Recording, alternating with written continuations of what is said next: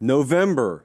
November. It already feels like it's been a long time. Longest month of the college football year. It's just the longest month of the year, period. If you don't believe me, ask some of these teams that started to breathe that air yesterday. Did you notice in the ACC how it all of a sudden got a lot more difficult? Did you notice Oregon? Did you notice Indiana having to go down to the wire? It's a beautiful, beautiful time of the year. Actually, it sucks outside right now. It feels terrible in Nashville. We're jam-packed high atop a cold, windy, frigid, gray downtown Nashville, Tennessee on this Sunday night, November 9th, the year of our Lord 2025, but that's okay. That's okay. Number one, because we're blessed enough to have a roof over our studio. And number two, we've got full Week 11 reaction. We could be here 5 hours tonight. We probably won't be, but we could be. Mike Norvell, as of this moment, check my phone, still the head coach at Florida State. Somewhat surprising to me relative to the text I was getting when I woke up this morning. I'll talk about that a little bit later. We got all these games to react to. I would say the moment of the year so far happened in Indiana, Penn State yesterday. Unbelievable. We were in Lubbock yesterday. Some are saying in the Pate State contingent that it was our best trip of the season. Lofty, because we've been at the biggest games all year. We got an AP poll out. We're going to react to that. I've got a slight tweak that I need to make to my playoff predictions. It's seeding, it's matchups, it's perhaps a new national championship matchup. Sound like more than tweaks, Jesse. I don't know. We're going to do it tonight. And if you're the kind of person who likes to get stuff, we're a giving people here at Pate State. But if you like getting stuff every now and then, this is the show for you. This specific, tonight's show is the show for you. They're watching us in Brunswick, Georgia, Cypress, Texas, Chicago, Illinois, Knoxville, Tennessee. I stated a statistic on the show the other day, and I was right about it. I double-checked, I was right about it. 51% of our viewers are unsubscribed. I'm not going to beg, maybe just a little bit. Check and see if you're subscribed. If you're not, subscribe to the channel. Why, Josh? It doesn't change anything for me. I know that. It changes things for us. And the show is flying right now. So we're in no danger here. We just want to get to 500 subs by the time December rolls around, preferably before Thanksgiving, so we can eat in peace. And you can't really eat in peace if you don't have 500,000 subs on your YouTube channel. So please, if don't do it for me, do it for Bradley and Jesse and Prez and Mitchell out there. They're freezing in the truck. It's like 40 degrees in the truck out there. And couldn't be me, guys. Feels great in here, but yeah, I want to get those guys a space heater. How am I supposed to do that on a shoestring budget, which would change if we had 500,000 subs? So, look, keep them warm. Take the mittens off Bradley's fingers. He can barely press the buttons right now. In all seriousness, please subscribe to the channel. Okay, let's dive into the show tonight. It is my duty to inform you Big 12 Pate is back. Fueled by Quick Trip. We went to Lubbock yesterday. We were there. We were on hand, and it wasn't really much of a game. So we have to begin with the bad news. Is this bad news? Joey McGuire says it's not. 1.5 Chalai on Texas Tech over BYU, 29-7. I go to a game every week. We roll to a game every week. The Fall Don't Lie tour has been all over the country this week. We will be somewhere this week. This was an unbelievable trip. Savannah State there, pictured to my left. We're walking on the field. She's with me for a lot of these games. Friend of the program, Reese Davis there. 2 Columbus, Georgia natives, might I add. Anyway, I can confirm to you tonight, Savannah State has placed this number 1 on her power ratings, not rankings, power ratings, for trips that we've been on. And she's been by my side for a lot of these. Now, you may be thinking to yourself, that sounds like a real bait and switch way of getting around how you thought about it. It's way up there for me, too. Now, a lot of people hate on West Texas. Some of you have never been there. And to that, I say, I get it. I grew up in rural Georgia. So Lubbock might as well be on the moon to me. I took 1 youth mission trip there, only time I've ever been on a Greyhound bus, and we drove from Columbus, Georgia to Lubbock and back. But I hadn't been out there since like the early 2000s. And many of the national media types hadn't either, apparently, because everyone's eyes were wide. Now, we were there in the spring. I went out there in the spring and hung out for a couple of days, so I know how those facilities look. But I was listening to a lot of the national media guys who were in town, like Nick Saban. He hadn't been to Lubbock. A lot of the ESPN guys, they're there for the first time in a couple of decades. So I said some stuff in the spring, and people didn't believe me. And now I'm hearing a lot of them echo the same sentiment. And here's the sentiment. Texas Tech has the best facilities in the country, but no one believes it because no one can picture in their mind that there's something about college football in Lubbock, Texas, that trumps anything that could exist in Athens, Georgia, or Austin, Texas, or Columbus, Ohio, or Tuscaloosa, Alabama. It's fine if you think that. I'm just telling you, you're kind of wrong because they've invested. Oh, have they invested? And people say that pejoratively, like, oh, well, Texas Tech only has what they have because they spend a lot of money, as opposed to how they do it where else. So, yeah, they've invested. I said in spring, and I'm going to say again, it's like being in a great big high school football town. Texas is long been known for high school football. There's some towns in South Georgia, Lowndes County, for example, Thomas County Central, the places down in South Georgia, where I'm from, that are known for high school football. Well, out in Texas, it's like that. Lubbock is kind of like that, except on steroids. So take what it's like, the community, the communal feel, the all-in nature, the everyone pitching in, all the gas stations closed down in the town on Friday night when you're playing a high school football game. It's like that, but so much bigger in scale because it's college football and there are billionaires involved and the place seats like 60,000 people. So it's different in that sense, and it's being broadcast on national TV. I don't know how else to explain it, but the vibe around Texas Tech football is like if you took all the best aspects of big-time high school football and then turned the volume up to 100. That's how Texas Tech feels. It feels different than any other place in college football. I think you would have to go there to know what I mean by that. So that was one thing. The other thing is everyone was there. Mahomes was back. You had all the big names associated with Texas Tech. You had all the big names associated with just like college football. You had game day there, Fall Don't Lie tour there, tomato, you know. And then they put on a show on the field, which is the only thing I was kind of worried about going into it. Was sometimes you get all this noise around a program, and if it's Ohio State, they're used to it. So they just perform, you know, and the game plays out the way the game would play out no matter if you were or weren't in town. But this is abnormal for Texas Tech. Now, they've been building towards it. They've been very intentional about it. They had this on their radar, but it was new. Like a lot of those people were in the spotlight. The program's in the spotlight nationally for the first time in a long time. And here's what I can say. They dominated the game and left so much on the field, which was my biggest takeaway standing on the field watching the game was, you know, it's the most academic game that I think we saw yesterday. It was the most academic game breakdown we did all of last week. Remember this, Jesse? We sometimes sit around on Tuesdays and we'll sit in our production room and we'll toss some ideas back and forth. Like, what do we think this game's going to hinge on? And sometimes you can go back and forth for 2 hours on a game. This one took like 10 minutes, and I still have the points written down. We basically said Brigham Young has a couple of non-negotiables in this game.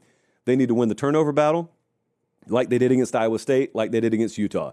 They finished -3 yesterday, so there's paper popper number one. And number two, they needed to be able to scale their rushing offense because they had been good. They'd been number 15 in the country all year, but they were facing something the likes of which they had never seen before. They were facing the number one run defense in the country and 2.5 yards per carry yesterday. They trailed the entire game. So a lot of people like to poke my argument apart last week because I said a couple of times, and I stood by everything I said. I said Brigham Young has not had to be put in a position where they have to throw the ball to come from behind and win a game. The way I kind of said it made it sound like I was saying they haven't trailed in a game all year. Well, they've trailed in games, so I kind of misspoke. So on that part, I take it back. But the sentiment, like regardless of the semantics, the sentiment was I highly doubt that this Brigham Young team can get behind in a position where they have to throw the ball to get back in the game and be successful at it. They got put in that position yesterday, and they were unsuccessful at it. So, yet semantics notwithstanding, that wasn't that difficult to see coming. How hard was this game tilted, though? Like I'm talking about this game being dominated. Well, how thoroughly was it dominated? Listen to this. Texas Tech ran 43 plays in Brigham Young territory. BYU ran 9 plays in Texas Tech territory. Starting field position on average, double paper pop, a lot of paper pops in this game. Starting field position, Texas Tech, their own 42, Brigham Young, their own 23. So, yeah, the table was tilted all day. Now, I did listen afterwards. We were headed to the airport and we were headed home, and I always like to listen to a lot of the post-game press and media conferences and stuff like that from the games that we've been at. And I was listening to Kalani Sitake. I was listening to some of the Brigham Young players. They were saying the same kind of thing I would probably say if I were in the game. So I'm not criticizing these guys at all. But I heard one of the Brigham Young players say something along the lines of, it was a hard-fought game. We missed a lot of opportunities. We hope to get another crack at those guys. You know, basically the idea was we did some things wrong today. If we clean that up, if we get another shot at them, we'll do those things right. So just some missed opportunities, and we could have been in this game, which is how a competitor thinks, so I don't blame them. But let's talk about missed opportunities, because missed opportunities are actually what kept this from being 45-7 instead of 29-7. Brigham Young, I mean, they're sitting there down multiple possessions and kind of lucky for the game to be this close.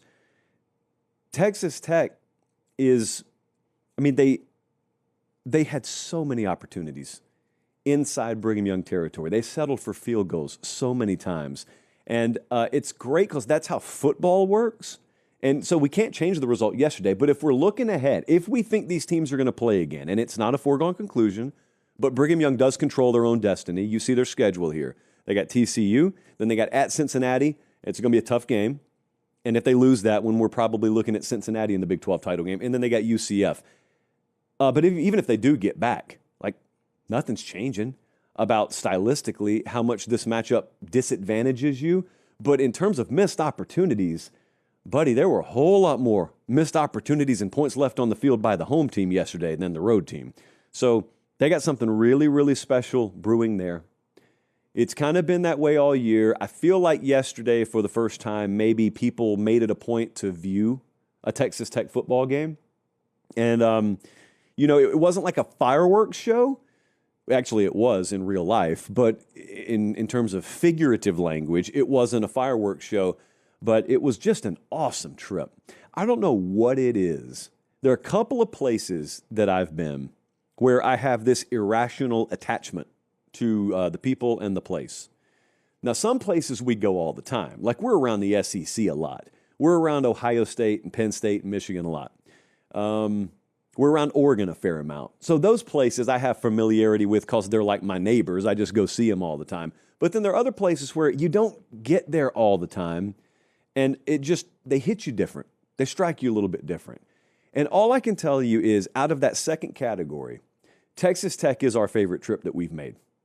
Going to that place, those people, Matt Dowdy and the SID crew, Joey McGuire, their open door policy, equipment staff, strength and conditioning staff, they're so great to us. The people are so great. Big shout out to the Texas Tech student section, by the way, because I promised them a shout out.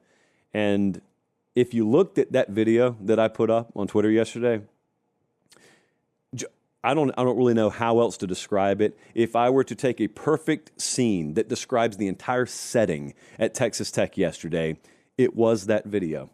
There's a kid on the front row with a poster that says, "I love oil money, drill baby drill." That's West Texas. It's an unbelievable experience. So I encourage all of you, before you knock it, make sure you experience it. Quick Trip fueled us all the way out there. Speaking of oil, they fueled us all the way out there. They fueled us all the way back last night. And we appreciate it, man. Like I said, memorable trip. We will not forget that one for a long while. But where will we go next? I have it on good authority, because they've announced it publicly, that game day is going to Notre Dame Pittsburgh, right, Jesse? Yeah. So they're going up to Pittsburgh. There were rumors that they were going to be in Arkansas, and that did not come to fruition, which has to be a little bit of a bummer for the folks there.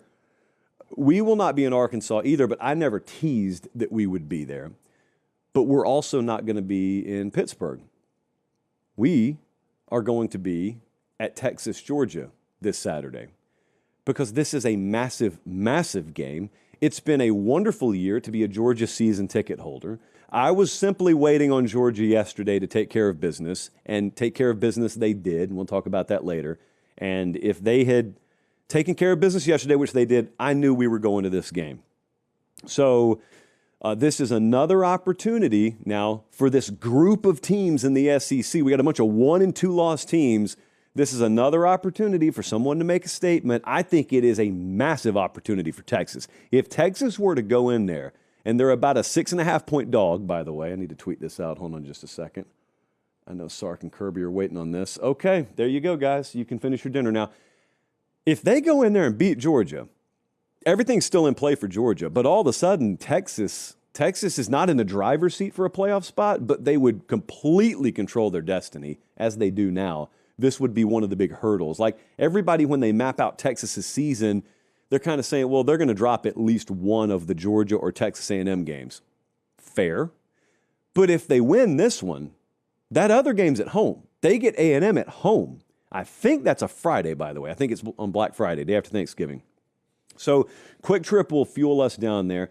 They're like 20 Quick Trips within a stone's throw of Sanford Stadium. So we're in very familiar territory. We're looking forward to it. They take care of us at Georgia. We love our folks at Georgia, so we're looking forward to getting down there.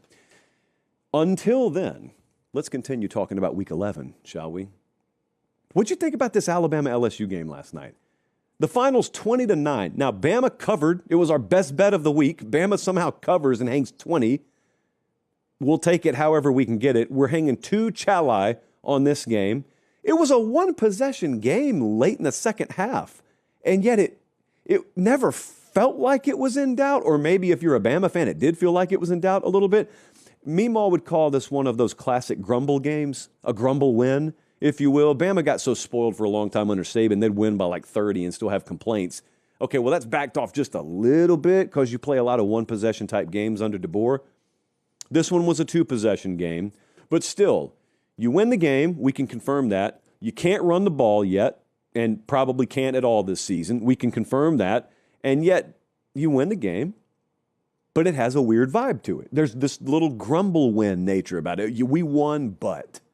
I guarantee you a bunch of Bama fans have said that at church this morning, at lunch, at work tomorrow. We won, but. And then something about the run game, something about Ryan Grubb's play calling on first down is going to follow the but. It's a privileged position to be in life. You know how much they'd love to be in that position in Tallahassee, Florida, or Clemson, South Carolina, for that matter, or Auburn, Alabama. They'd love it. Bama folks don't care.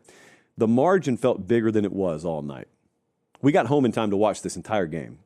And so I was watching it, and there are these deep balls that Ty Simpson keeps missing, not by multiple stride lengths, but by, the length of a finger every now and then. And you're like, oh, he'll hit the next one. And then he doesn't hit the next one. Now he'll hit the next one. He doesn't hit the next one. And you're sitting there thinking to yourself, it's 20-9. If they hit any combination of these balls, it feels like it's 35-9. But they didn't. So you've got missed explosive pass plays, and yet still Bama had half a dozen explosive passes in the game. LSU had 1. So you feel like there are all these missed opportunities because there were, but they still had 6 of them. And it's crazy because you look at other teams in the country. LSU is a perfect example of one, actually. There are these other teams in the country who can't really run the ball worth anything, like Bama. And because of that, it greatly shaves off their pass game production. You watch Alabama, and the only thing that's shaving off their pass game production, I'm not going to call it self-inflicted because pressure on the quarterback can hurry up a throw, tight coverage can lead to an incomplete pass, but there are a lot of balls that just frankly have to be completed down the field. Well, they don't have to be. They need to be in order for their offensive profile to be what it can be, for their national title hopes to be what they can be, that just aren't being completed. So I don't know, does that clean itself up? One of my least liked phrases in football. We're going to clean that up. Like it's a grimy window.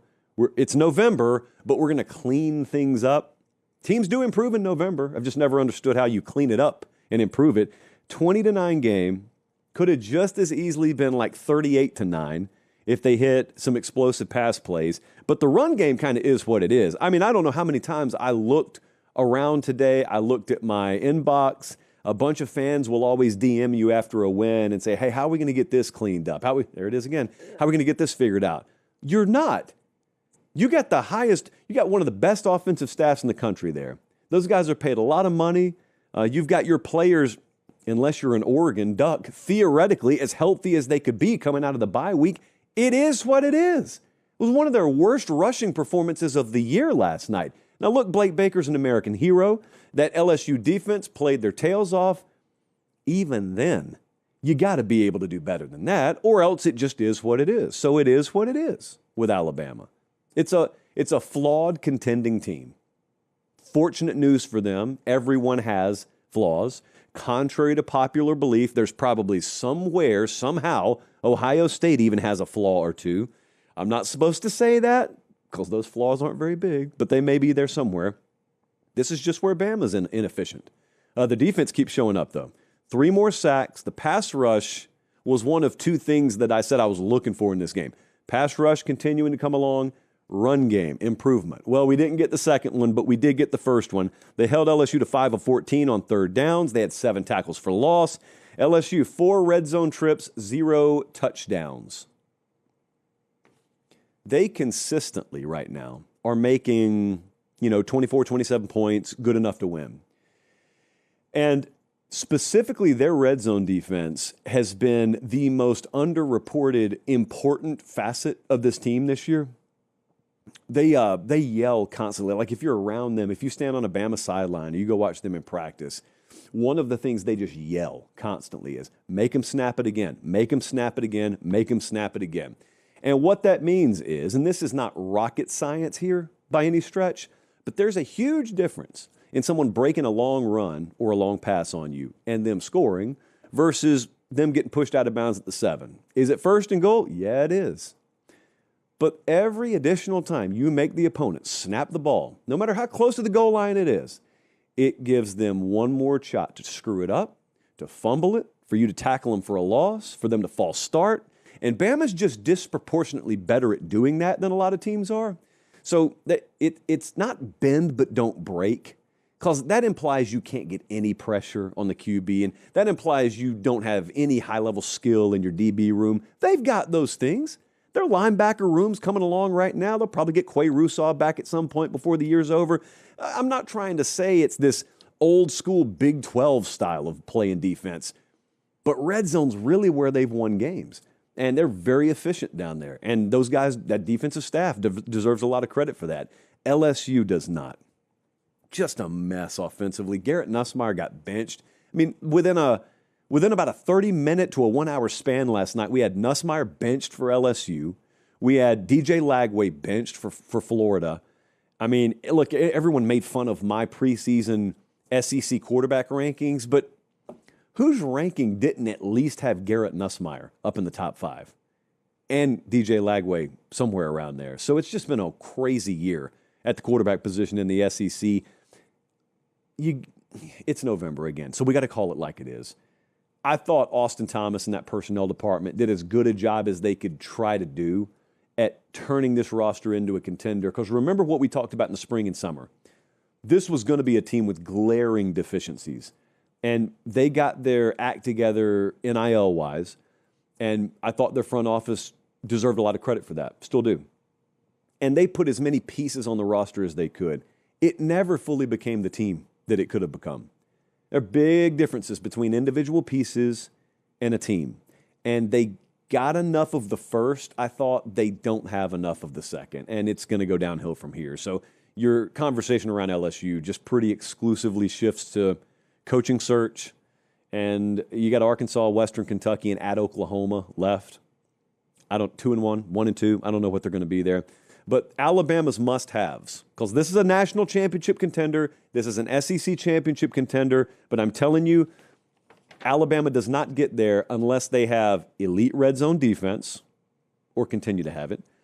They have to have their explosive pass game improved. They have to have that. And the third thing is that pass rush that's emerging, it has to continue to emerge. Okay, they do that, and they win the criticals. They're a really good middle eight team as well. If they continue to do those things, they can win a national championship. But there's going to come a time, and it may be before the it may be Saturday against Oklahoma. It could be randomly on the road at Auburn in the Iron Bowl. It could be against Texas A&M. They're going to have to win 3, maybe 4 games in the playoff to win it all. They're going to be multiple teams capable of taking things away from you, capable of scoring on you. You know, they themselves are really efficient offensively in the red zone. So eventually you're going to have to trade points. And eventually you're going to have to score in the second half. So they got to find that stuff. I said coming out of the bye week, I don't think they've squeezed all the juice out of the orange yet. I still don't think it. And my evidence is not the run game. The run game is what it is. But I still think in terms of explosive passes, these are not balls like watching Nico Iamaleava at Tennessee last year, where he's missing guys by like multiple stride lengths. It's just inches here and there. Immunity. It's just inches. You got to find the inches. Immunity again. Let's move on. I have a Post-it in my hand. I'm not going to make a big deal of this. Only those of you watching or listening to the whole show are going to hear the two words that are written on this Post-it. I don't believe in huge promotional teases. When we have announcements, we make the announcements.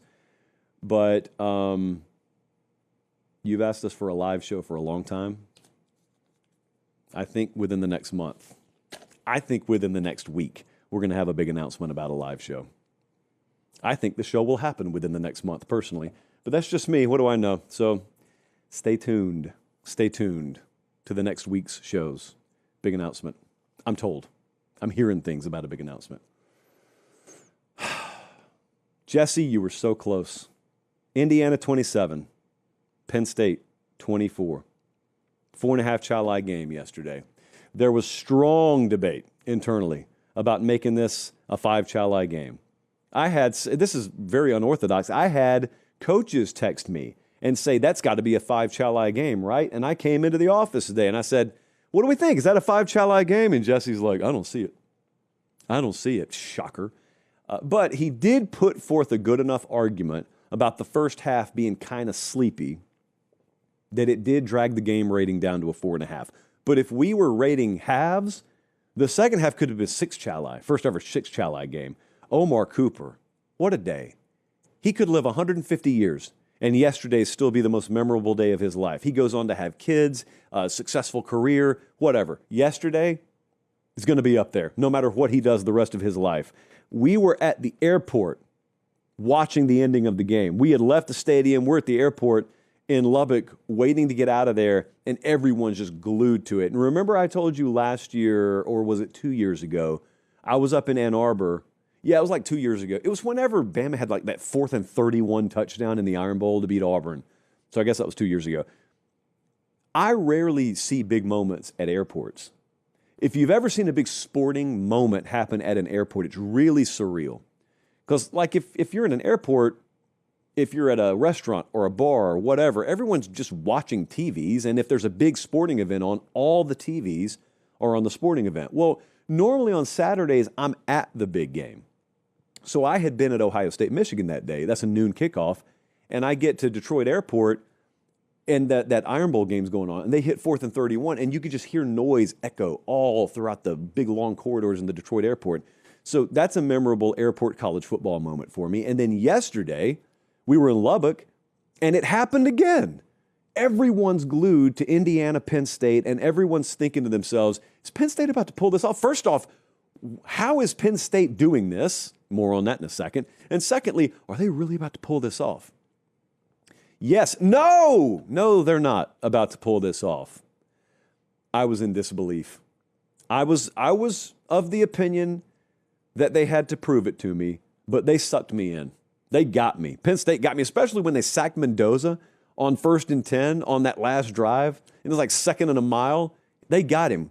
First down, another first down, another first down, another first down. Crazy. So let's just walk through this for a second. You know where your mind was at. I got to tell you where my mind was at. I view these games a little bit different. I don't really care about your record once the game kicks off. I don't care about your ranking once the game kicks off. Now, everyone says that, but I don't think everyone believes that. And I'll tell you why I don't think everyone believes that. Because people say things like, oh, Indiana, they're getting pushed against the team that's sub 500. No, they're not. No one is sub 500. Penn State's not 3-5 on that day. They're just a team on the field that's 0-0 on that day. Indiana's not the number 2 team in the country. They're just a team on the field for that day. Now, there's a lot to say when you do what A&M did yesterday. and you just go on the road and you take care of business and it's never in doubt. Indiana's done that. I'm glad they had to experience this yesterday personally. If I'm an Indiana fan, oh man, it's like torture when you're watching it. But afterwards, you don't talk about 38-13 games 10 years from now. You'll talk about this one. I just always go back to the same thing. And I don't think there's proper appreciation for this. Your record doesn't mean anything on Saturday. Your ranking does not mean anything on Saturday. It's just two teams playing. And Indiana's in this situation where they are favored by double digits over teams with better roster talent than they have because they're a better team than those teams are. They've been better to date. But it doesn't change that any given Saturday they could push you. It could happen. This kind of game hasn't happened in the Big Ten a lot. It happens all the time in the SEC. I had a guy yesterday text me sarcastically after Indiana won this game. And he told me, Indiana gets a lot of credit for this game, right? You guys always give teams credit in the SEC when they beat teams below 500. And I said, yeah, they sure do. Indiana gets a ton of credit for it. What point are you trying to make? I think he thought it was a gotcha moment. It's not a gotcha moment at all. Understand what Indiana dealt with yesterday. Because it's the same thing Georgia dealt with against Florida last week. Georgia goes on the road. Well, it's Jacksonville, so it's a neutral site. But they go and they face a team that has a bad record. But Florida's got NFL guys everywhere. So on any given Saturday, if they hit the on switch, they could be a nightmare to deal with. They just haven't hit the on switch enough during the season to have a ranking next to their name or to be favored in the game. But that doesn't matter. It doesn't matter if they got blown out early in the year if against you they come to play. So yesterday, Indiana goes in there. They're favored by 14.5. They got a big fat ranking next to their name. Penn State doesn't. They've already fired their coach. But it didn't matter because Penn State came to play. They hit the on switch yesterday. Nick Singleton, he's still alive. I didn't know that. Andy Koldenicki, when told to throw the ball, can call functional pass plays. I didn't know that. So none of it mattered. Here's the difference. In the Big Ten, normally you have not had to deal with the superior talent rosters having inferior records. In the SEC, it happens all the time. Like you'll have random teams down in the SEC, like South Carolina. South Carolina's got Lenora Sellers. They got Dylan Stewart on that team. They got Nick Harbor, and their record sucks. But it doesn't change the fact they have multiple freak athletes on the team. In the Big Ten, Penn State's got a ton of future NFL talent. Most of the time, 99 times out of 100 in the Big Ten lately, you haven't had but more than 2 or 3 rosters like that, loaded up with NFL talent. And they've all had the good records. Very rarely have you had teams going on the road to face one of the high-level talent rosters. I think Penn State's probably like third best talent roster in the Big Ten, but they're having a subpar season, which sets a classic trap. Those games haven't happened a lot in the Big Ten. It happened yesterday. So it was kind of like an SEC game.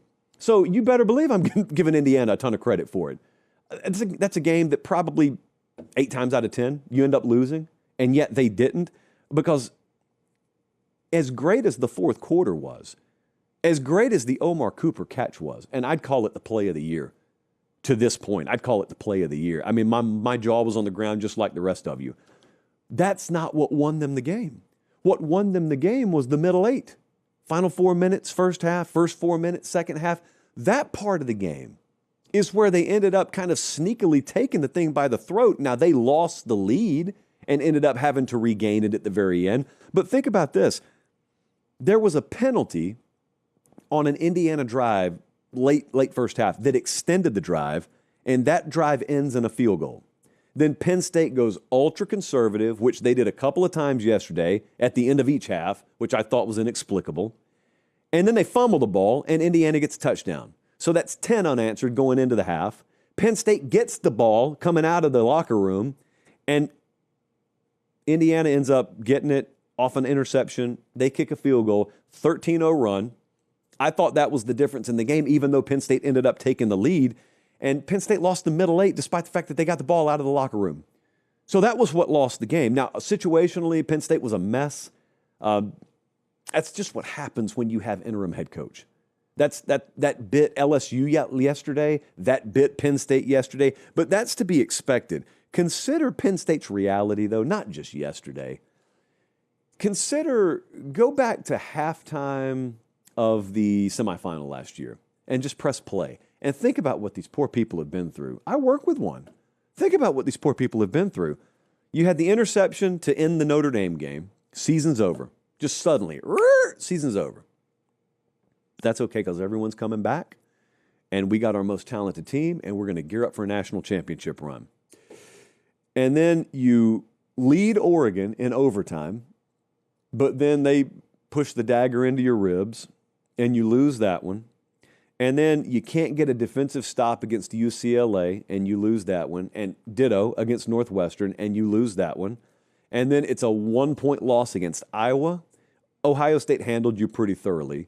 But the Indiana game yesterday, same thing. There are like half a dozen plays since that moment that could have at least sent you to play for a national title and could have you 8-1 right now. I could change half a dozen plays and change the entire outlook on Penn State football. But that's not how it works. I could not believe they didn't go for the throat with the ball late.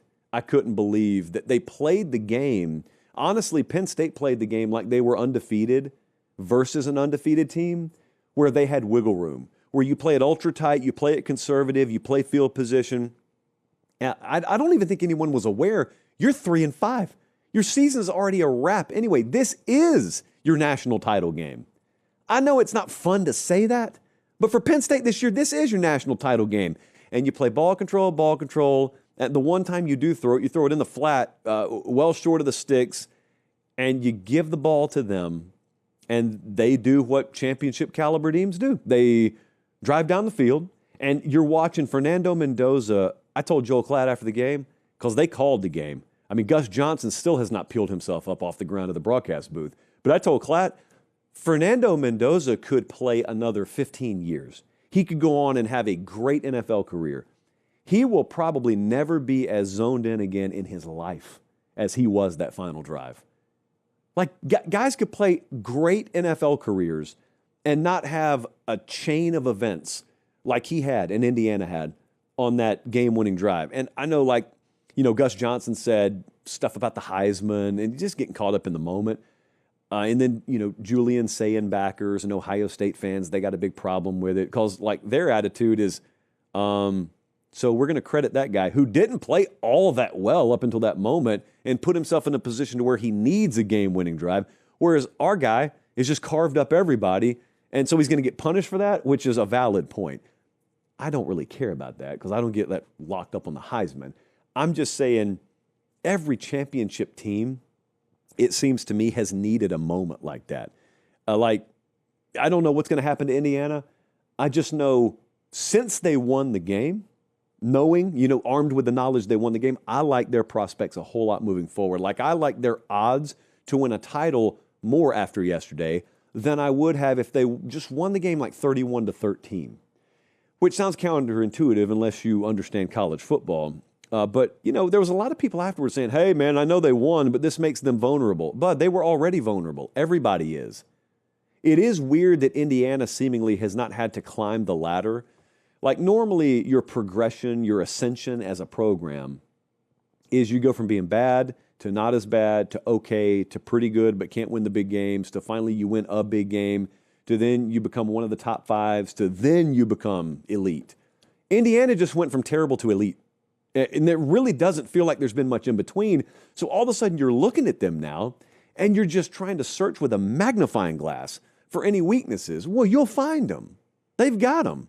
I mean, Mendoza against Oregon was not that great. Against Iowa, struggled. Against Penn State, struggled. They can be beaten.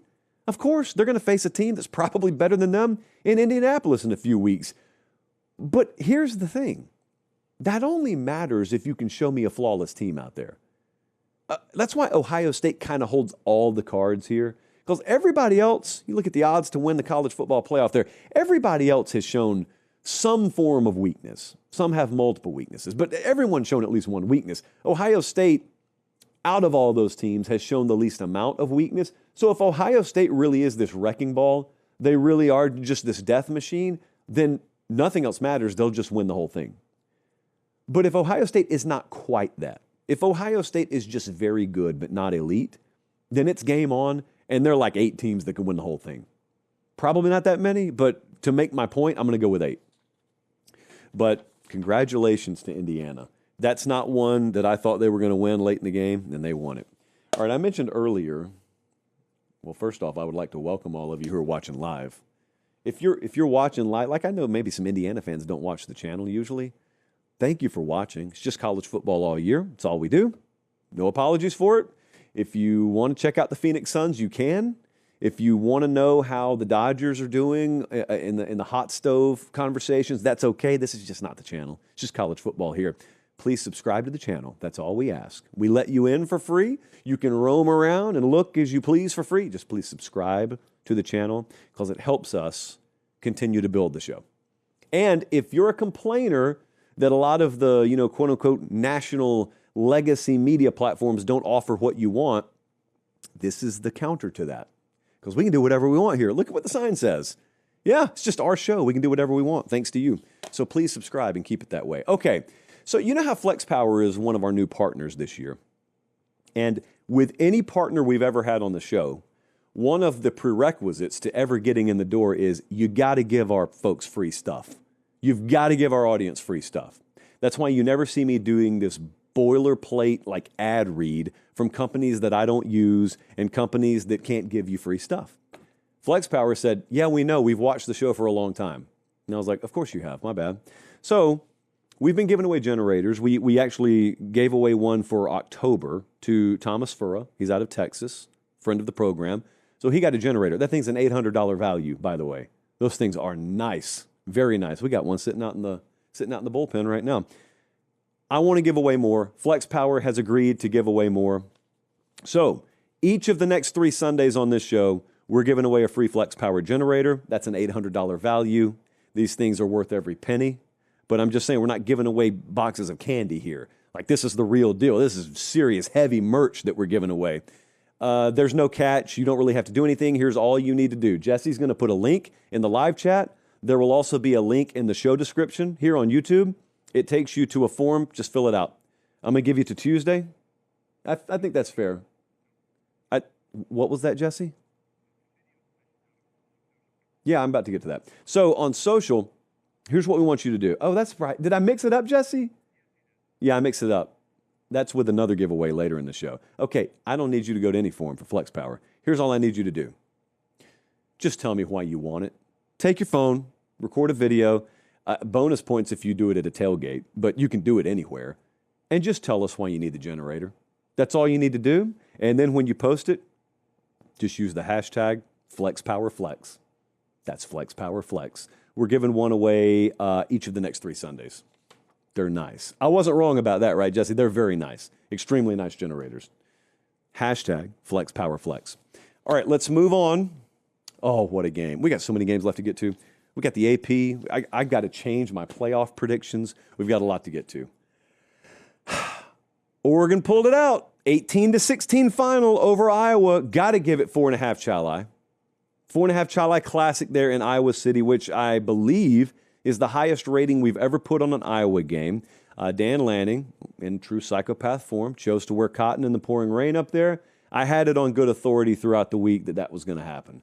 Once we called it out, there was no shot. There was already little shot of him wearing anything other than cotton. Once we called it out on the show, and then Will and Taylor and me called it out in the locker room again, we had a really good source on this, an extremely good source. I would say a source as close to Dan Lanning as a source could possibly be told us in terms that can't be expressed on the show. He's wearing cotton. So he did.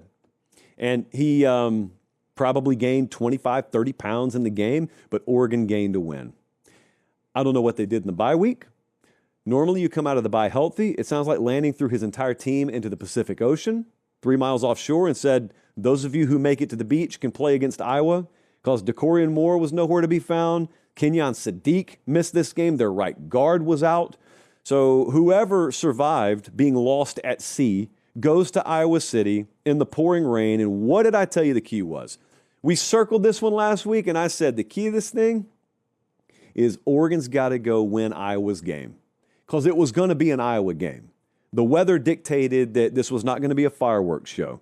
And so if I were to tell you, this is sort of a padlock stat, but if I were to tell you Friday that the opening score in this game was going to be a safety, that there were going to be 400 combined rush yards, that one team was going to have more rush yards than both teams combined had passing yards, that there would be 8 drives of 4+ minutes, the final would be 18-16, it would be in the pouring rain, and the winning team would have under 115 total passing yards, who would you think that game favored? That is an Iowa game. That's a quintessential Iowa Hawkeyes football game, and the Oregon Ducks came out on top. You want a padlock stat? I'll give you one. Oregon outrushed them 261-140. That's it. Moment to remember. We had one in the Indiana game. I mean, we saw Kurt Cignetti and crew go up there and get a moment that will be played on highlight reels for years to come. And I don't know how many highlight reels that Dante Moore pass to Malik Benson will make, but I guarantee it makes the cinematic recap of the game because Oregon releases basically a movie after every game. I think they should enter it in various film festivals. That's just me talking. But 23 seconds left, 49-yard line, and they just boom. And the thing about that is the whole rest of the game had been a nightmare trying to throw the ball. And I've always got respect for guys who, despite the fact that their stat sheet's not loaded up, it's still, when it comes winning time, winners just find ways to make those plays, which is always fun because when we're on the road in the spring and the summer, you go watch guys, they're doing like their summer workouts, and it's like 90 degrees outside. Guys maybe not wearing a shirt. They got shorts on. Everyone's pouring sweat. And what's always been funny about the sport of football to me is you train in brutal heat to be able to make some plays in freezing cold that will define your season. It's always funny how long the seasons are and how year-round the training is. But you're always training in just scorching heat, knowing full well that you're trying to get yourself ready for 37 degrees in Iowa City in early November. And they were ready. They were ready. Last year versus this year, think about the difference. Where were you last year? Where was Oregon last year? I'll tell you where Oregon was. They were well on their way to an undefeated regular season. They were well on their way to a Big Ten championship, a number 1 overall seed, and a first-round bye. I'm not saying those are bad things. They were actually very good things. It didn't end the way they wanted, but they were pretty dominant during the regular season. That's why they got that number 1 overall seed. Compare that to this year. They're cut.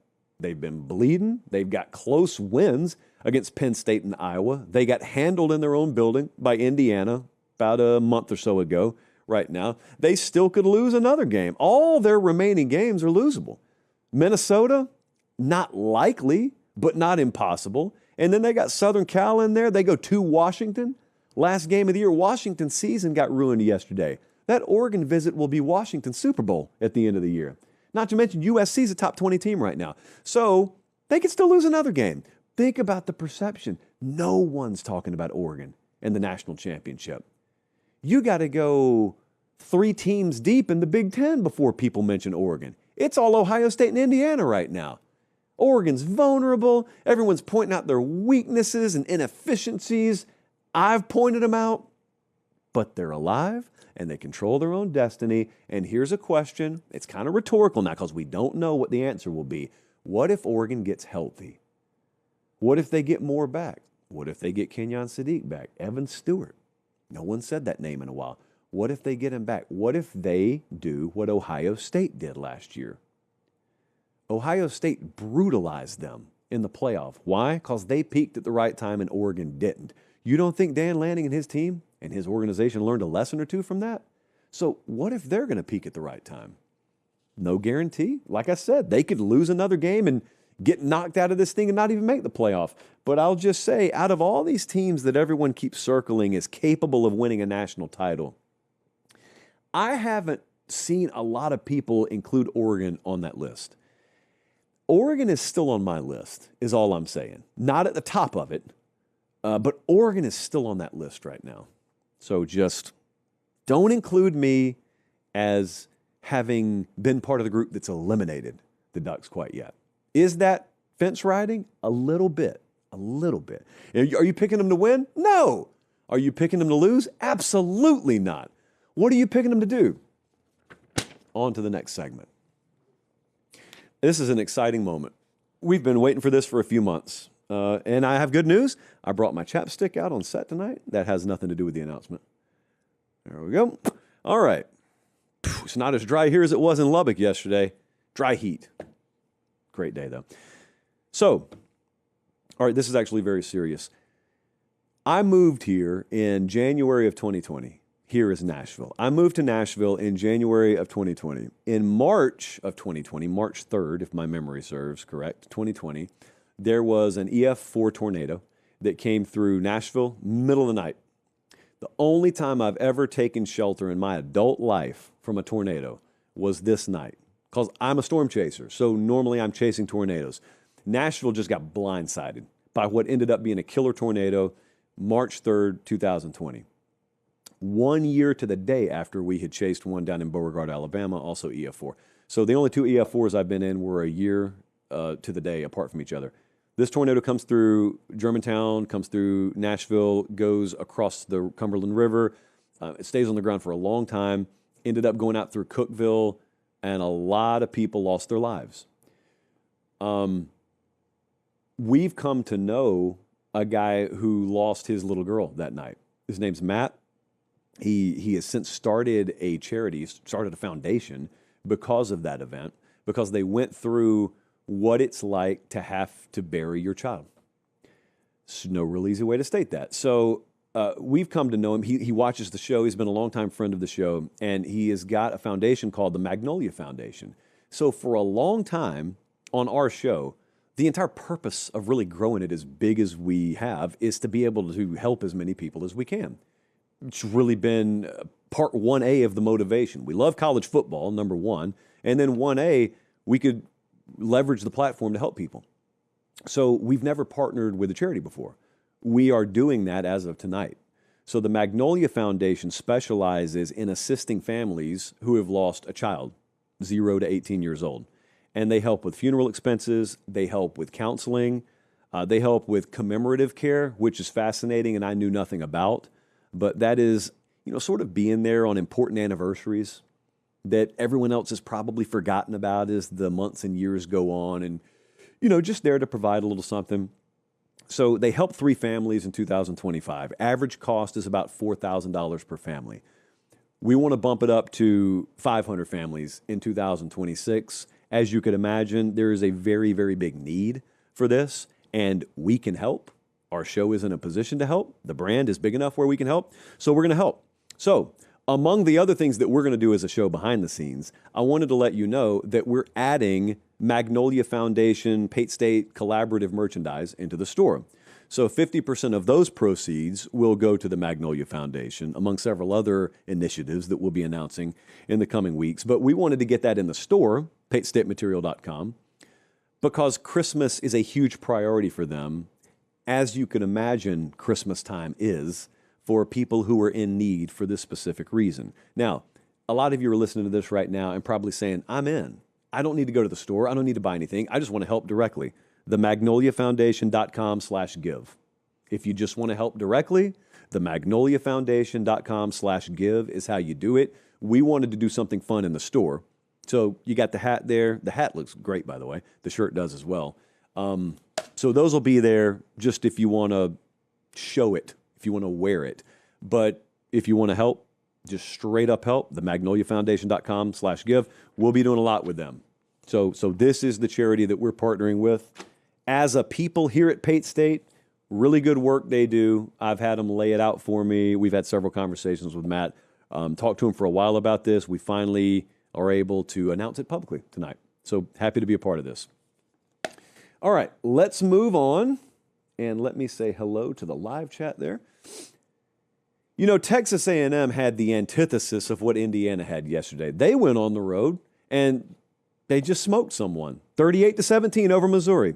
1.5 Chali. Boring. Mike Elko would have it no other way. They're doing everything national title contenders do. FlexPower presents this entire sequence of events, and FlexPower looks at it and says, even we couldn't really generate much of hope for Missouri here. They didn't say that. I put those words in their mouth. But don't forget the pregame dynamics in this game. Because pregame, a lot of people, me, said, hey, Missouri, backup quarterback, sometimes that's a good thing. Speaking of generating, sometimes that generates some emotion, some fire. And coming off a bye week, Drink and company, they've had 2 weeks to get ready. And A&M's got to go on the road as a favorite. This is unfamiliar territory for them.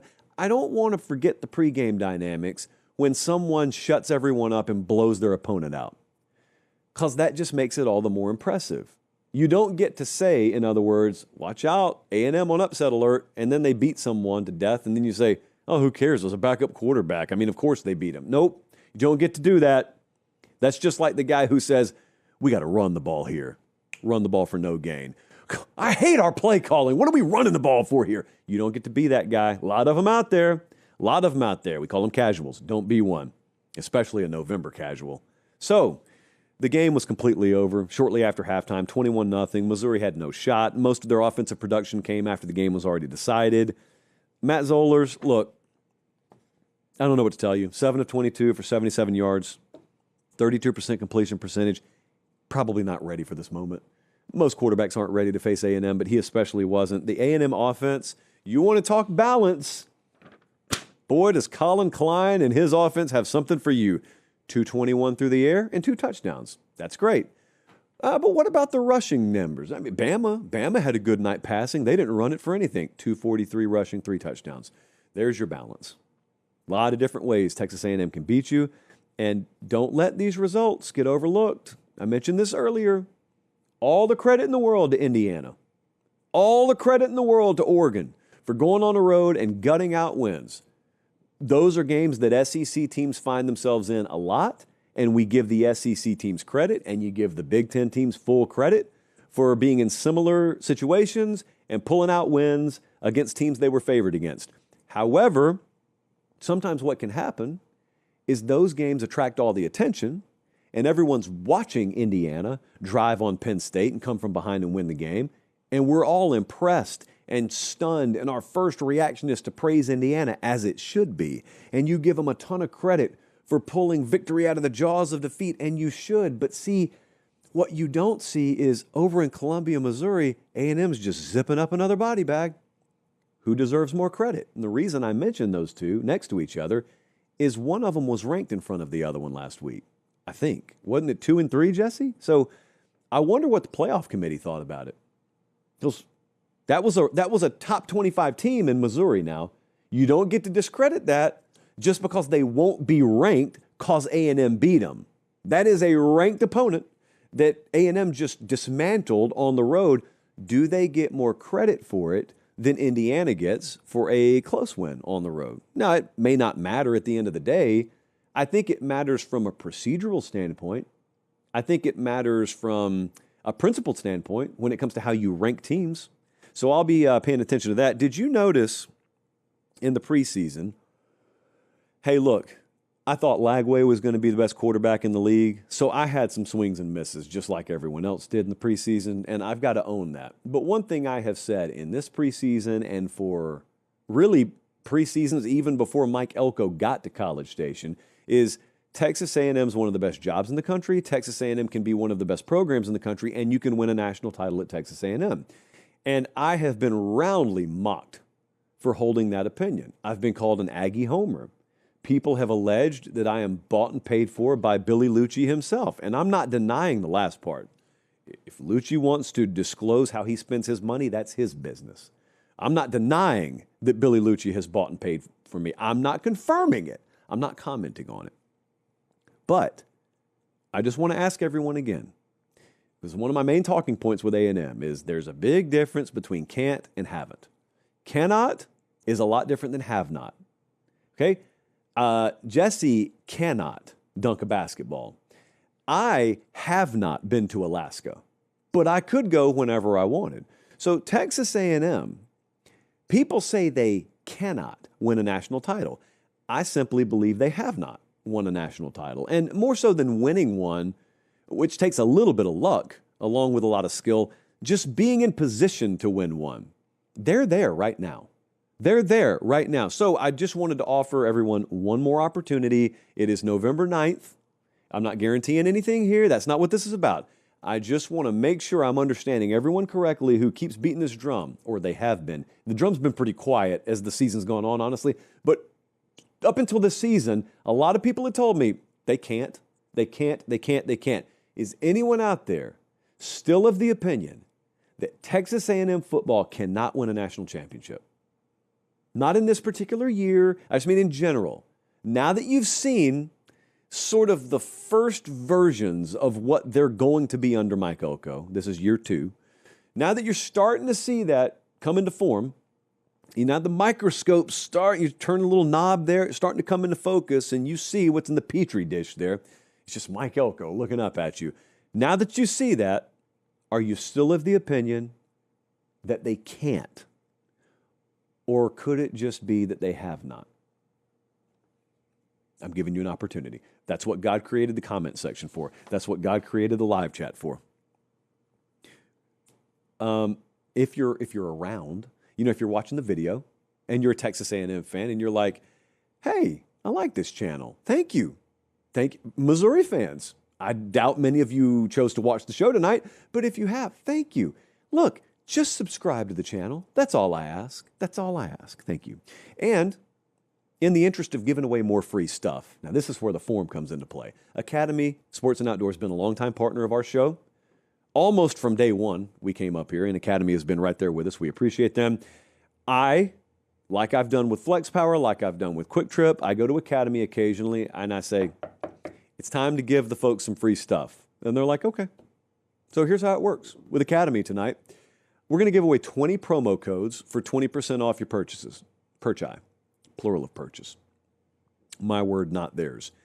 Now is when Jesse's going to put a form in the live chat. He's going to put a form in the show description. If you want an opportunity to be one of the lucky 20 that gets 20% off your purchase, no limit on the purchase, by the way. Buy the whole store for all we care. Just put your information in the doc. We'll announce it Tuesday. We're going to give away 20 of those, and we'll let you know Tuesday. That's it. That's all. Christmas shopping coming up. Sure would be nice to pay 20% less than you were going to pay. And 20 of you will have that privilege if you fill out that form. That's it. Sad news here. It's not sad news because it's not news. It's nothing that's happened yet. Bradley, here's a good endpoint for you. Mike Norvell and FSU lost to Clemson last night, 24-10. I woke up this morning, looked at the odds, Josh, and I saw some text that led me to believe FSU was going to let Mike Norvell go today. Brings me no joy. I like Mike Norvell, but as we've long established on this show, guys that I like get fired all the time. So I thought Mike Norvell was going to get fired today. And as the morning went on, it looked like it became less and less likely. And as you can see, it's Sunday night, and Mike Norvell hasn't been fired, and I don't think he will be today. I don't think he will be this week. They're going to play Virginia Tech this Saturday, and so that is what it is for at least another week. And then they close the season at NC State and at Florida. I heavily lean towards the fact that this was going to happen, or the idea that this was going to happen this morning. So I keep coming back to the same thing, and I think a lot of Florida State fans are the same way. What are we waiting on? If it's going to happen, if it's a foregone conclusion, if the buyout money doesn't really change all that much, if we wait to the end of the season versus if we do it now, and other programs are doing it and getting a head start on us, and we figure to hire from the same pool as they are, what are we waiting on? And my answer is, I don't know. I've talked to quite a few people about this. I don't know what Florida State's waiting on. I want to establish one more time, I don't yell for dudes to get fired. I'm not yelling for Mike to get fired. My opinion doesn't matter here. The opinion of the people who do matter, big money people, administrative types, the athletic director at Florida State, all seem to be that he is going to get fired. So if he's going to be fired eventually, why aren't you doing it immediately? It's not to save money. And from the sound of things, it's not for you to come up with the money. It sounded like if they needed the money today, they'd have the money today. So if that's true, then period on the end of the sentence. If it's not true, and you're still trying to come up with the money, and by the way, they need about $60 million to fire him.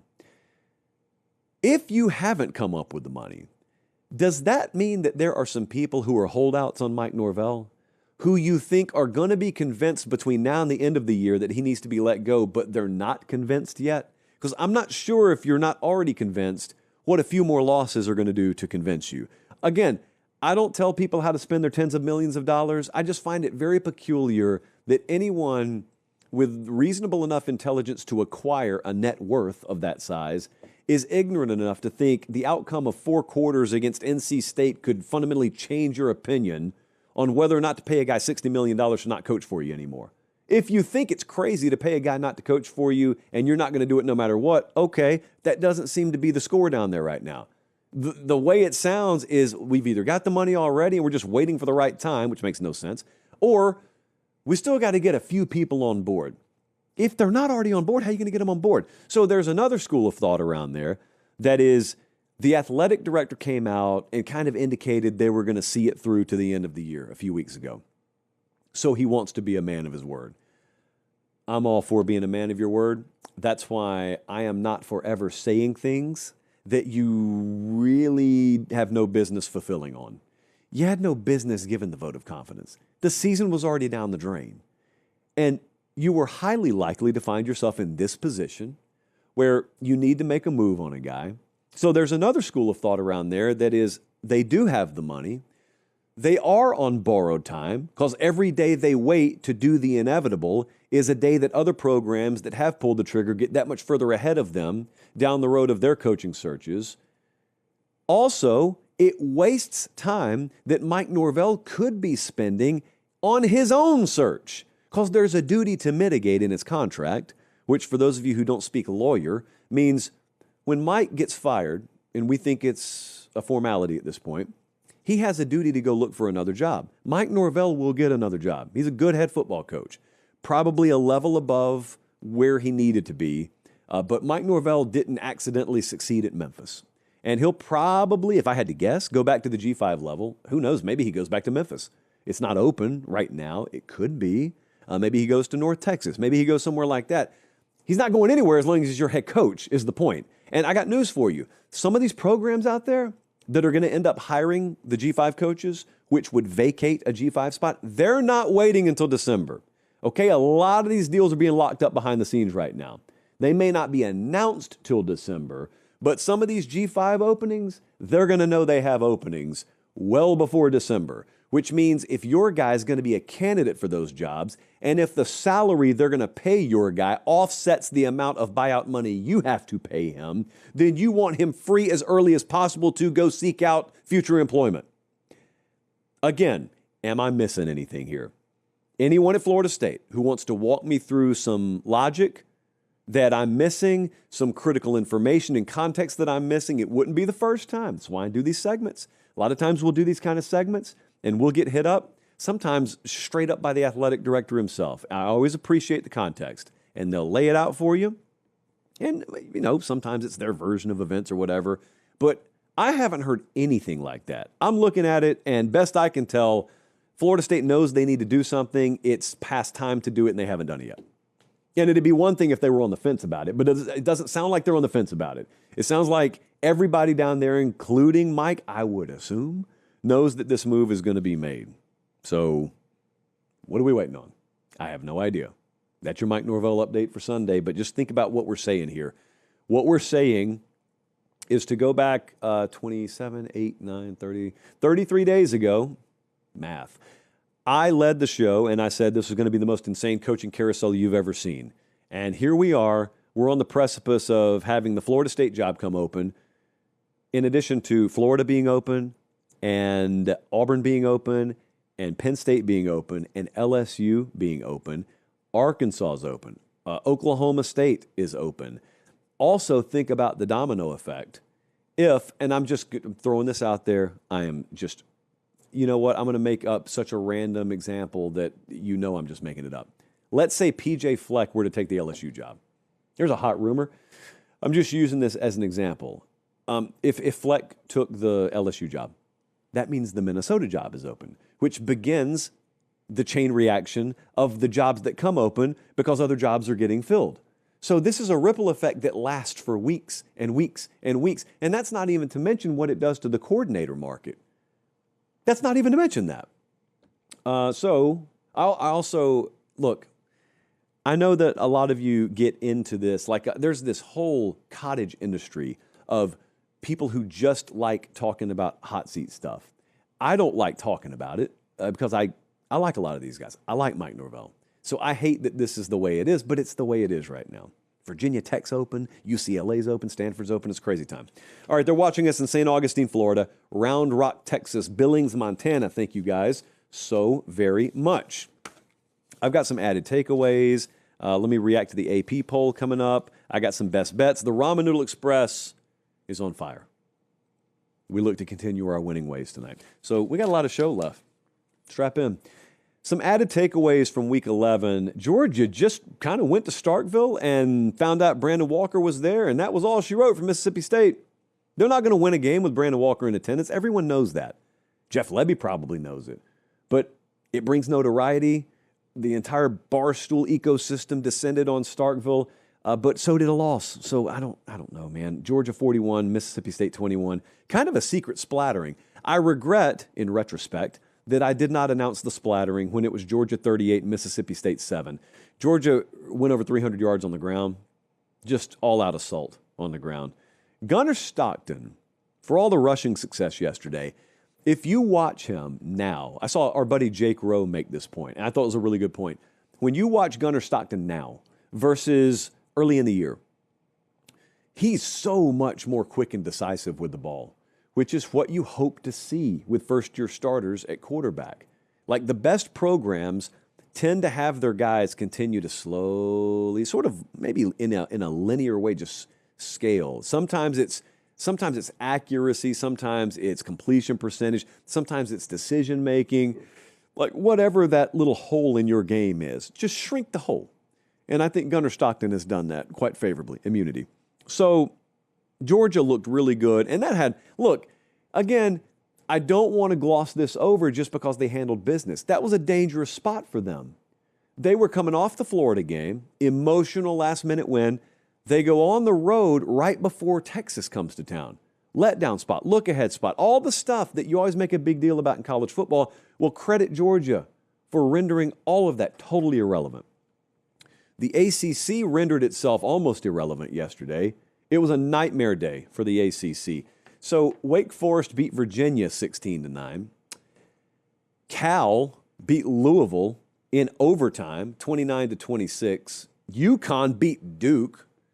Two of those were on the Ramen Noodle Express. I think UConn was one of our best bets. Yes, they were. 37-34. Jim Moore Jr. just kind of quietly getting the job done at UConn, not hearing his name mentioned in coaching searches.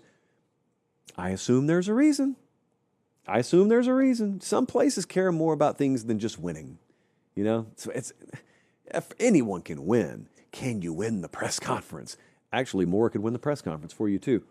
Although his press conferences of late up there have left a little bit to be desired. Do you know who the offensive coordinator at Cal is right now? It is one Brian Harsin, whose stock looks better and better every day once you see how the Hugh Freeze era played out at Auburn, but I digress. Brian Harsin calling the exact plays that have worked against him in years past, just brilliance. And you think about being Cal, okay? Cal flies from Berkeley to Charlottesville, North Carolina. They're in overtime. Think about the difference. I talked to Brian Harsin last night. I'm like, think about the difference in that call in overtime. And it either goes one way or it goes the other way. And you're about to fly 6 or 7 hours back across the country with either a win or a loss, depending on the outcome of one play. It went their way. So what's happening in the ACC now? Well, the picture is anyone's guess. I have no clue what's going to happen in the ACC. There are 5 teams with one conference loss, and none of them look all that great. Miami and Louisville have 2 losses, and I think from a power ratings perspective, we probably have them as the best power-rated teams in the conference, but that doesn't matter because they've both lost a couple of conference games. So here's what's happening. SMU and Louisville are going to play each other. Pitt and Georgia Tech play each other. Pitt also plays Miami. Virginia plays Duke. So, yeah, to a certain extent, this will sort itself out.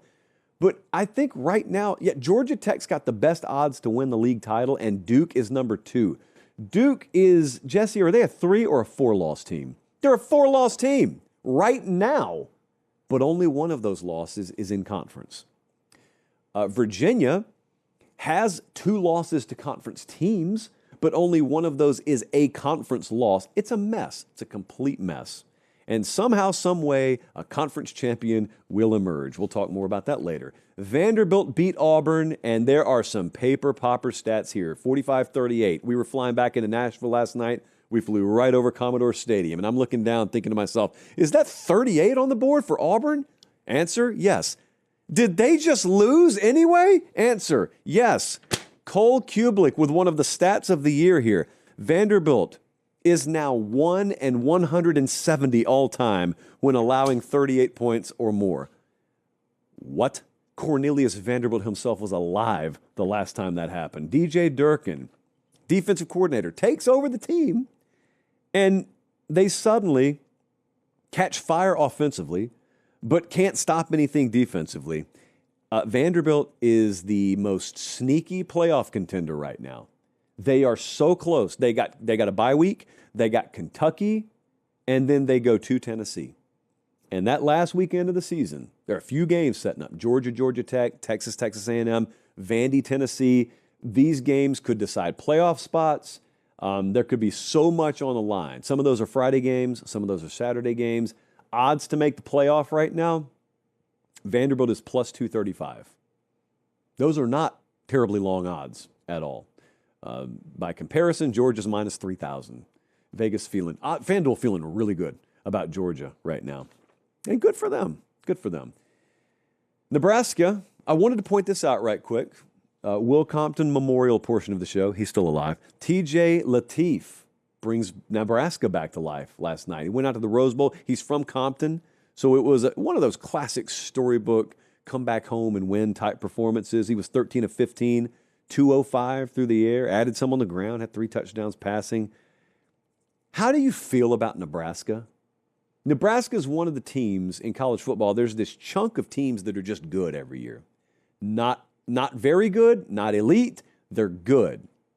And in this 10 or trash mentality that a lot of people have, you're either a playoff team or you suck. You're either 10 or you're trash.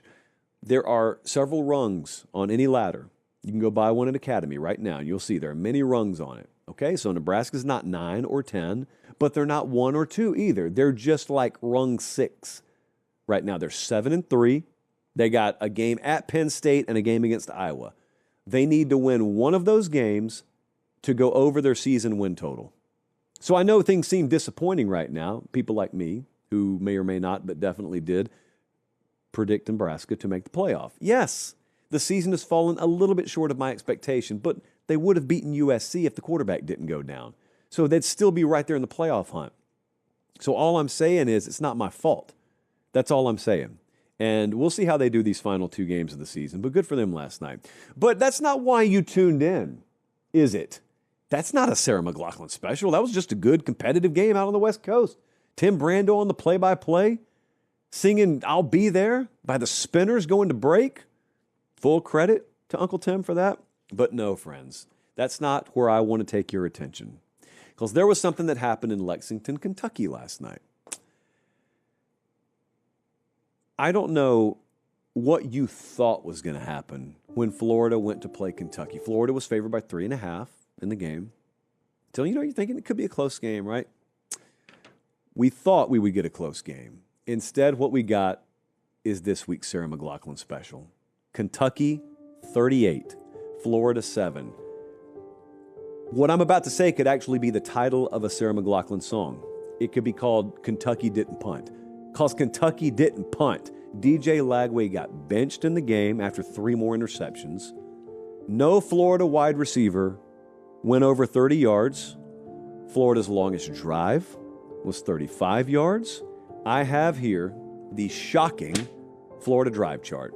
Goes a little something like this. These are the lyrics. Interception, punt, touchdown of 13 yards. That's how long the drive was.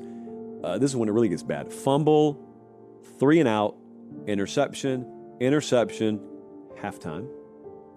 adjustments. Punt, turnover on downs, turnover on downs. That's the end of the game. Mark Stoops owns Florida. He doesn't need to take the job. He already owns Florida. He is 4-1 in his last 5.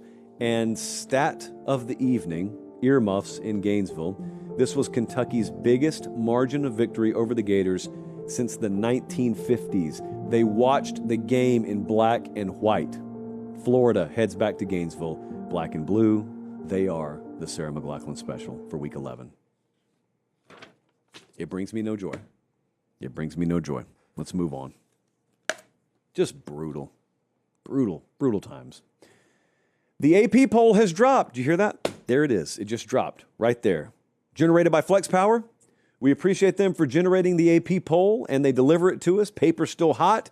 Let's take a look at what we have, because we have some interesting occurrences, I would say, in the 24 and 25 positions, where USF has mysteriously re-entered the AP poll at number 25, and I approve. James Madison is number 24. Now, just a week ago, I said the JP poll, power ratings, not rankings, we had JMU as the highest power-rated G5 team, and people scoffed. Well, now they're the highest-ranked G5 team. So what shall people say now? Pitt's at number 23, Cincy is 22, Tennessee is 21. So I want you to look at who number 20 is there. Virginia is at number 20. Now, they did drop 8 spots. I would take every one of the teams listed 21 through 25 and rank them ahead of Virginia. Virginia was holding on by a thread, but that's okay, because they did deserve to be ranked as high as they were, because they only had 1 loss. And unlike power ratings, this is merit-based. You kind of, sort of, somewhat are what your record says you are in rankings land. But if your resume is really hollow, if you lack high-level wins, and even against subpar teams, you're just kind of skating by the skin of your teeth, that's fine, but you're really on a bubble. And once you lose a second game and that bubble deflates, you should disappear. And Virginia should be nowhere close to number 20 right now, in my mind. They should be nowhere near where they are right now. Louisville at 19, I got less of a problem with. They dropped 5 spots. I got less of a problem with it. Louisville faced a really good quarterback last night. Virginia did not. All due respect to Wake Forest, Virginia did not. So Louisville at 19, I just think Louisville's a better team, so that may be a little bias coming in. Michigan at 18, sneaky team right now. If you don't believe me, let me just float this out there to you. Michigan's at 18. You know they still got the Ohio State game coming up. Michigan's a 2-loss team, right? So you've kind of dismissed them when you talk about the Big Ten. It's all Ohio State, Indiana, maybe Oregon. Well, one of Michigan's losses was at Oklahoma. Their other loss is USC. Only one of those teams is a Big Ten team. That means Michigan has 1 conference loss. What happens if they beat Ohio State? And they are a 1-loss Big Ten team with a head-to-head tiebreaker over Ohio State. Who's going to Indianapolis? Has anyone even considered this? Or are we slipping into this coma again, where since we think Ohio State's the better team and they'll be a big point spread favorite, we're just going to project them past Michigan? I've done that the past 4 years. I cannot allow myself to slip into that coma for a 5th consecutive year. So we have to consider this as a possibility. USC is 17. USC is still in the hunt for a playoff spot, and the Big Ten championship picture is still a little muddy. So let's just keep an eye on that. Miami at 16. Miami was, 18 the other night, I think, in the playoff rankings, Jesse. So we got to find out, is Miami going to run the score up on everybody first? That's a big first question. They did yesterday against Fran Brown and Syracuse in that order. If they keep doing that, how high can they climb? How high is the committee going to let them climb back? We'll see. 16 is where the AP has them this week. We'll see where the committee has them. Utah's at 15. Very, very important to keep an eye on them for at-large perpi, plural of purpose. Utah's 3 remaining games, I believe, are Baylor and the 2 Kansas schools. So not an easy trio of games to close out the season. If they win all 3 of those, there are differing schools of thought about where they'll land on the playoff bubble. But I think a 10-2 Utah is going to be very much in play. independent of what happens ahead of them. Now, if they have some chaos happen ahead of them, they're very much in play. But Utah at 15, I'm good with. Georgia Tech 14, I'm good with. Vandy's at 13. They're such a quiet playoff contender. And remember, this is November now. This is November, so if you're going to run out of gas, now's the time. And they survived against Auburn last night. That's all that matters right now because they've got quality enough wins where they just need to check the box every week. Check the box. Do it against Kentucky. Just check the box. It's more than Florida could do last night. And get to that final game at Neyland, which is, for them, a play-in game. Brigham Young is 12. I don't think they dropped far enough. Now, it's a running theory that I hate Brigham Young. I don't. I could not care less one way or the other. I have no natural opposition to Brigham Young. I think as long as they were winning, they deserve to be higher than this. They deserve to be top 10, which they were. But much like with Virginia, they don't have the big wins to hang their hat on to the degree that like some of the teams in the top 10 do. Now, the Utah win was a very good win, a very, very good win. So I'm not taking that away from them. But I believe because of the style of the game that was played yesterday, it was a very, very convincing win by Texas Tech. And the fact that you don't have these other data points just lined up in your favor, I thought they'd drop further. They only dropped 4 spots. So that's the AP. What we got to wait on is for Tuesday night, how far will the playoff committee drop them? Because we saw, like when Georgia Tech lost a couple of weeks ago or 2 weeks ago or whatever it was, a couple is too. Georgia Tech dropped a little bit. Miami dropped big time. And that was Miami's second loss. Brigham Young are only 1 loss. But I would argue Miami's got better wins, including one against Notre Dame. That's better than anything Brigham Young had. I just wonder how far. I think the committee may drop them further than the AP did. Keeping a close eye on that. Oklahoma at 11. And then we get top 10. Texas is right there ahead of Oklahoma. So the AP is essentially doing what the playoff committee did, which is putting them back-to-back. Texas gets the edge, as they should, because they've got the head-to-head edge. Notre Dame's at 9, and their last test is this week. I mean, if they lose anything beyond this week, then they ought not be in the conversation to begin with. They go to Pitt. Game day is going to be there. They are a 10.5-point favorite, I think, on the road at Pitt. They're at number 9 right now. They've got a lot of separation from Miami, who has a head-to-head win over them. So until further notice, that head-to-head win is not going to be a deciding data point. Think what you will about that. It just is what it is.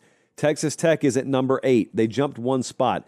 Oregon they're at 7 Texas Tech jumped 1 spot. Oregon's at 7. They dropped a spot. They went on the road, beat a top 20 playoff team, at least. The AP didn't have Iowa ranked. The playoff committee did. Oregon went on the road, beat them, and dropped a spot.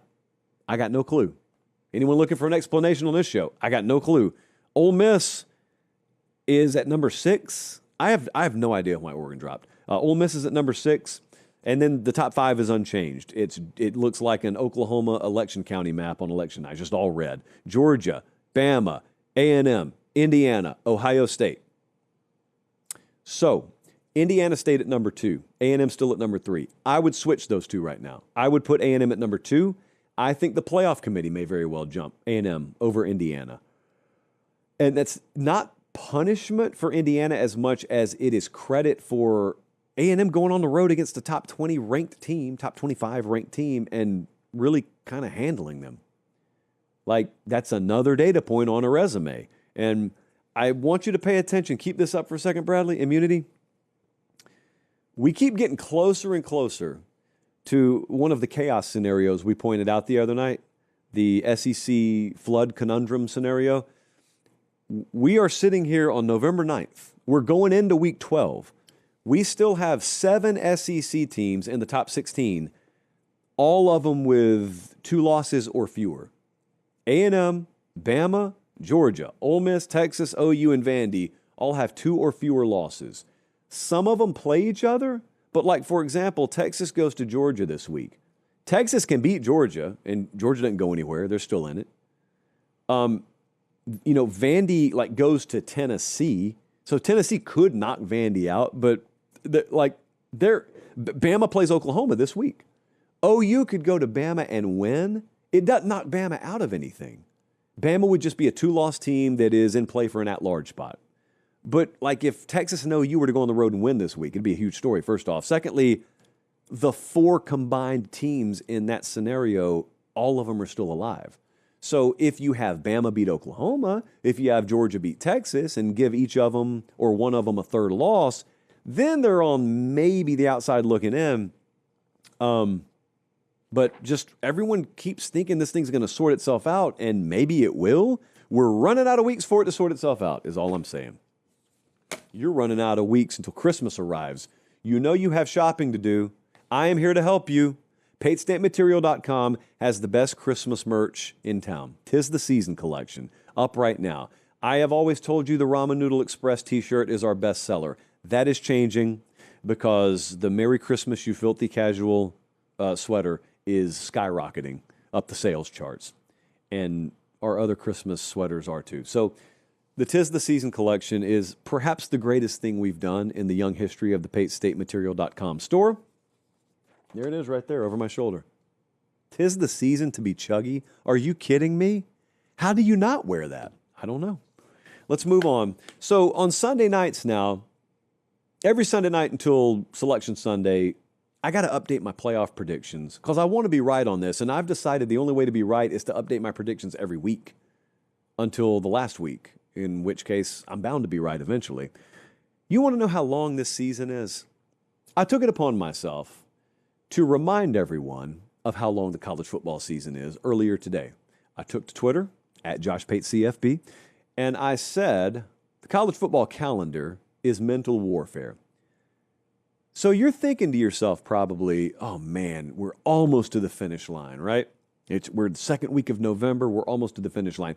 Do you realize that for the 2 teams that will play in the national title game, tonight marks the midway point between week 1 and the national championship game? It's insane. We feel like the season's almost over. For the 2 teams that will play on January 19th, we are 71 days away from that, and we are 70 days removed from the Saturday of week 1. That's how long the college football season is. And I'm telling you, most of these programs are not equipped for it mentally. That's the one thing Ohio State mastered last year, and I think Ohio State is probably doing the best job of anyone in the country of continuing to have mastered, is understanding how long you have to be in football mode, locked in mentally, staying healthy physically, peaking at the right time, how long you have to keep meeting those parameters. Because there are teams that are going to make the playoff that will be eliminated over a month before the national championship game happens. I even feel that way when I watch March Madness. Like the teams that make just the round of 64, 68, whatever it is now, but they get eliminated on the first day. Think about how long the gap is between the day those teams got eliminated and the night of the national championship. Or in baseball, you get eliminated in the wild card round.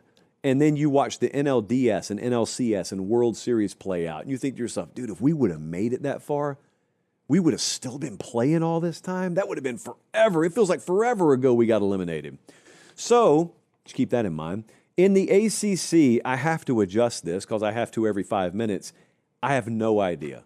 I encourage anyone to properly handicap the ACC right now. I'll just take Georgia Tech over Duke because they have the 2 best odds to win the conference right now. Again, I can't stress how little confidence I have in my ACC championship pick. Unless Georgia Tech goes on to win it, in which case I will claim that I told you so. In the Big 12, still got Texas Tech winning it. I'm going to put Cincinnati in there. Cincinnati in the Big 12 championship game. Could very well be Brigham Young, but give me Texas Tech over Cincinnati. I got Texas Tech winning the conference no matter what. That's the important takeaway. I will still take Bama over A&M in the SEC championship game because I predicted it preseason. And Bama and A&M have very similar odds right now. Bama's got slightly better odds. It's going to take a little bit to pull me off of my preseason prediction. Okay, I got to cling to one of them. So the Bama pick is what I'm clinging to right now. But yeah, it's going to be a very competitive game if it happens. Big Ten, still got Ohio State over Indiana. So I haven't changed anything there. As for the way that I would see the playoffs seeded right now, we have got Ohio State beating Indiana in the Big Ten championship game. Here's the one change I've made. I am projecting A&M to lose a game somewhere. Maybe the Texas game. I don't know. But I'm predicting them to lose a game somewhere. All right, so that affects how the seeding's going to happen because I still got A&M and Bama in Atlanta.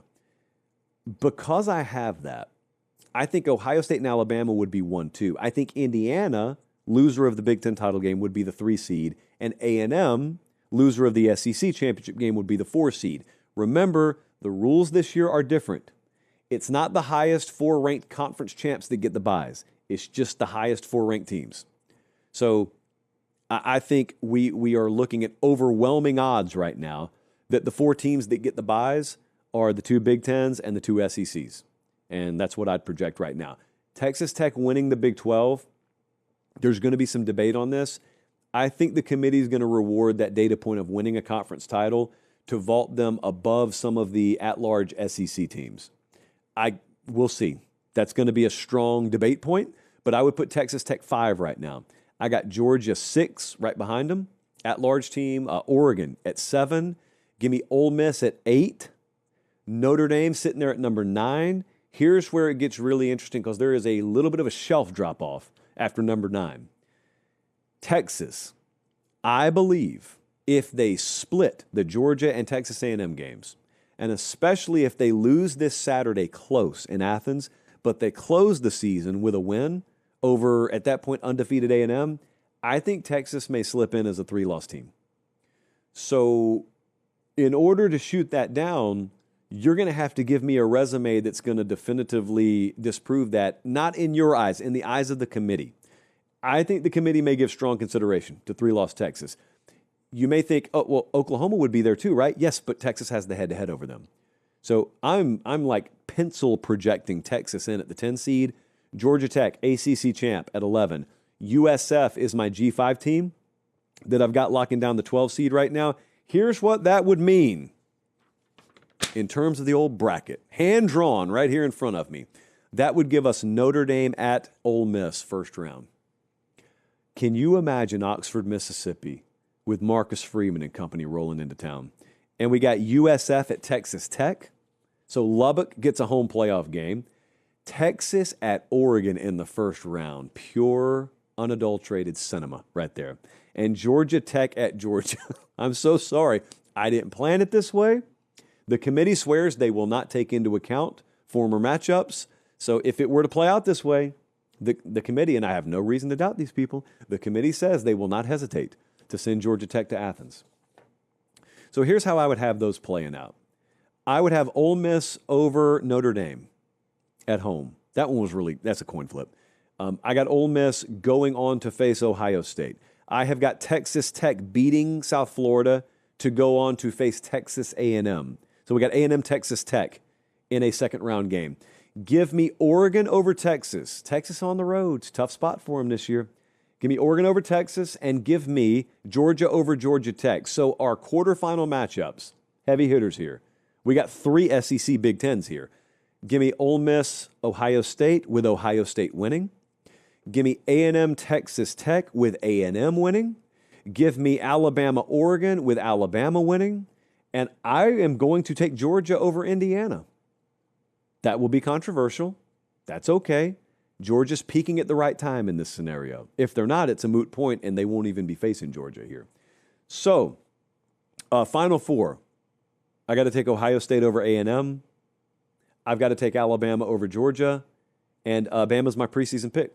So until there is indisputable evidence, whatever that would be, that knocks me off of that pick, I'm going to stick with my preseason pick. Now, if I were picking this from scratch, would I pick Alabama to win the national title right now? I can't exactly confirm that, but you're going to have to peel that preseason national championship prediction from my cold, dead hands, and I am very much warm-handed right now. I'm looking at that bracket, though. That first round, that Notre Dame at Ole Miss and Texas at Oregon in the first round is unbelievable. Absolutely unbelievable. If you would like to disagree with me, you don't just have to type angrily in the comment section. You can, okay? That's your constitutional right, as long as you don't use the banned words. You can. But what you really can do is you can go to FanDuel right now and just bet the futures. You could bet the odds market right now. If you think that Duke's going to win the ACC championship, be my guest. Go bet it. Right now, new signups at FanDuel get $150 in bonus bets if you bet 5 and you win. That's simple. We have been rolling. We have Ramen Noodle Express 7-4 again yesterday, so 14-8 I think past 2 weeks. We are rolling. We're just kind of continuing to build distance between ourselves and that 500 mark. Continuing to build distance. Continuing to sell the Ramen Noodle Express t-shirt there in the PateStateMaterial.com store as well. But FanDuel has your hookup. Team props in there. Heisman bets in there. Fernando Mendoza's odds took a little bit of a bump yesterday. I saw that. So FanDuel is where you can go for all that. And FanDuel is also where you can go to bet the Ramen Noodle Express itself. And I am adding our first best bet of Week 12. We are going right back to the well with Coastal Carolina. They're at Georgia Southern. Coastal is plus 2.5. We like it. I would imagine we'll add somewhere between 8, 9, 10 more bets as the week goes on. But that is our first one. We usually do pretty good with those first bets. However, I want to emphasize these bets are not meant to be cherry-picked, and they are not meant to be bet disproportionately. Bet them all or don't bet any of them, and bet them all for the same amount. Good night tonight. A reminder, just a quick reminder, a quick plea as we enter into Week 12. There's a lot going on, a lot of fireworks flying. So the only way to make sure that you stay up to date on all of it, well, you could watch the show without subscribing. I strongly ask that you subscribe to the channel. If you're listening on podcast, appreciate it. Do it there, but come over to YouTube and subscribe anyway. It's free. You don't get signed up for anything. That's not what this is about. This doesn't impact you. It helps us. And that's really what we're trying to do here. Keep the show available as it is, free from corporate interference. That's why we left the corporate media realm and we took full ownership of our show. So you allowed us to do that. So you subscribing to the channel, you 52% of you who watch but are not subscribed, that's how you help us continue to do it. That's it. That's all. All right. Thank you guys so much. We're starting a brand new week here. Stay warm. Stay warm tomorrow, please, especially in the eastern third of the United States. For Director Bradley, Producer Jesse, I'm Josh Pate. Let's have a great start to the week. We'll see you back here Tuesday night. Until then, God bless.